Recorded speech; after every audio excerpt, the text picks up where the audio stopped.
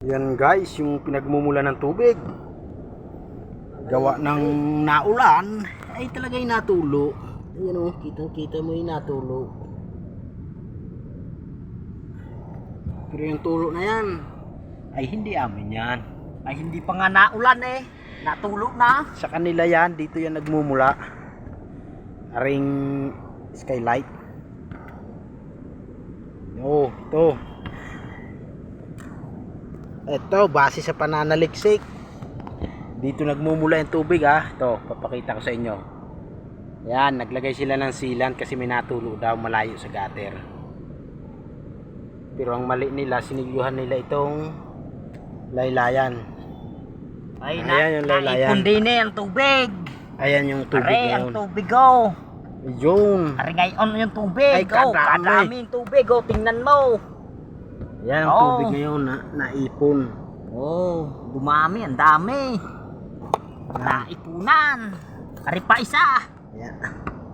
Nakasilyo, Oh. nakasilid kasi yan. Ay wala na. Naubos na.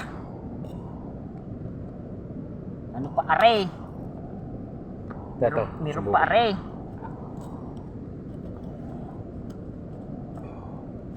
Ah, wala na. Harvest ng tubig. Dini. Ito, angat mo yung kabila. Madami kayo. Dini ang marami. Oh. Namaha kanina din eh. Diyan na suot ang tubig mula doon.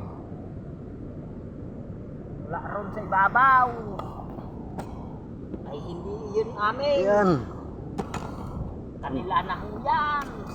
Sabi nila may sahod na drum. Napakalaki.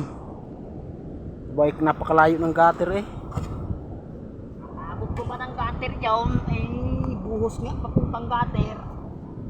Yan. Pareho. Diyan nagmumula yung tubig. Ay. May mga nakakawang gawa nga ng may mga nakakawang na screw. Oh, ayan. Tapos Diyan. nasampa ang tubig din eh.